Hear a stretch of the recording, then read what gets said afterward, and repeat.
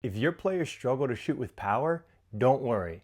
Most young players do. Today, I'm going to walk you through exactly how to teach proper shooting technique, the biggest mistakes I see, and one simple game that you can play anywhere to have fun and to teach your players how to shoot with power. Power actually starts before the foot even makes contact with the ball. When I'm teaching young players, the first thing I actually want to teach them is their body shape in the angle of how they're approaching the ball. I want players coming slightly side on and not straight onto the ball. That helps them actually naturally open their hips up and be able to strike through the ball. An easy way to coach this is to actually have them take a touch out from their feet at an angle and then take a step to strike the ball. Next is the plant foot. The plant foot must be parallel with the ball. You can't have it too far in front, can't have it too far behind. And you also don't want it too close to the ball because again, they need that space to be able to strike through the ball. And when that ball is rolling, you actually want them to land slightly in front of the ball. That way, as the ball continues to travel, when that ball becomes parallel with the plant foot, that's when they're actually striking the ball. Parallel can sometimes be a tough concept for young players to comprehend, which is why I typically just simplify it in your plant foot needs to land next to the ball. The other piece that works in conjunction with that plant foot is actually their arm. We want them to use that arm to not only help with balance, but it helps create some rotational power.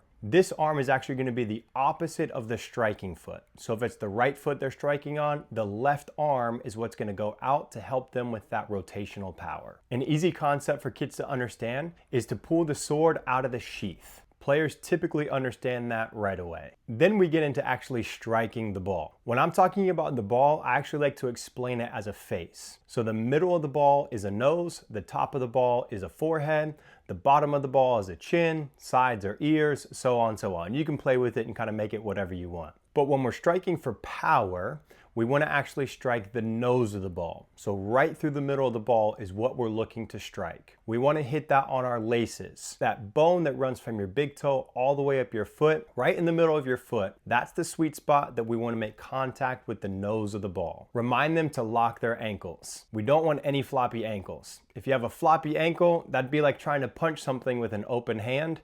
You're not really going to get much behind it. The last thing we want to help our players understand is the follow through.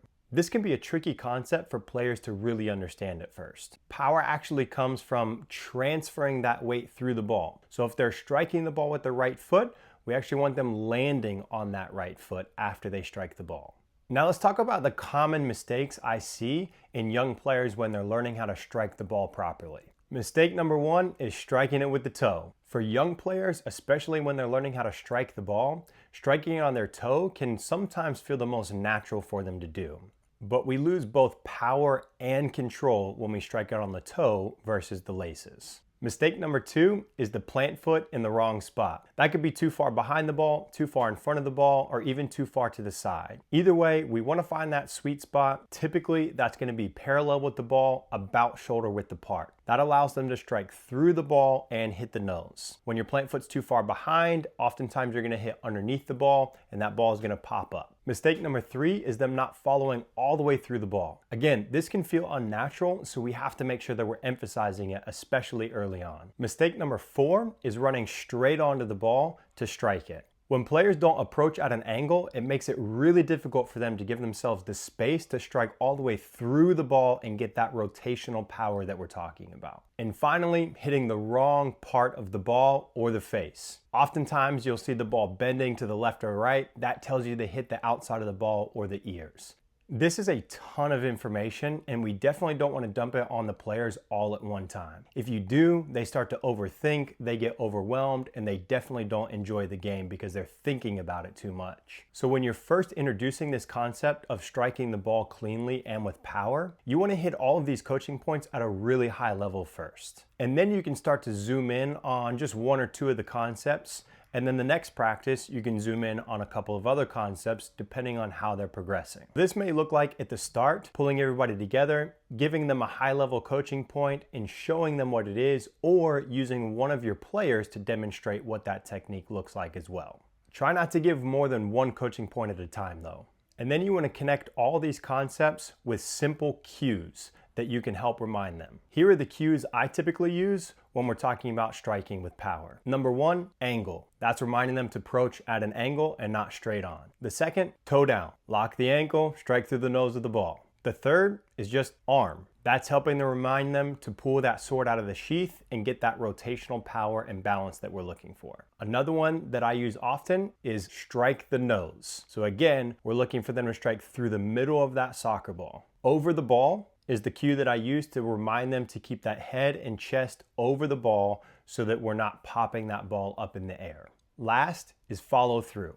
Of course, that's reminding them to make sure they're following all the way through that ball after they strike it. So here's a simple game that you can play even at home one-on-one or with your whole entire team. It's called nets. You want to set a cone every 5 yards or so going away from the goal. They're going to set their ball at that first cone, strike the ball in the air, and look to hit the net. If they hit the net in the air, they get to move back to the second cone further away from the goal.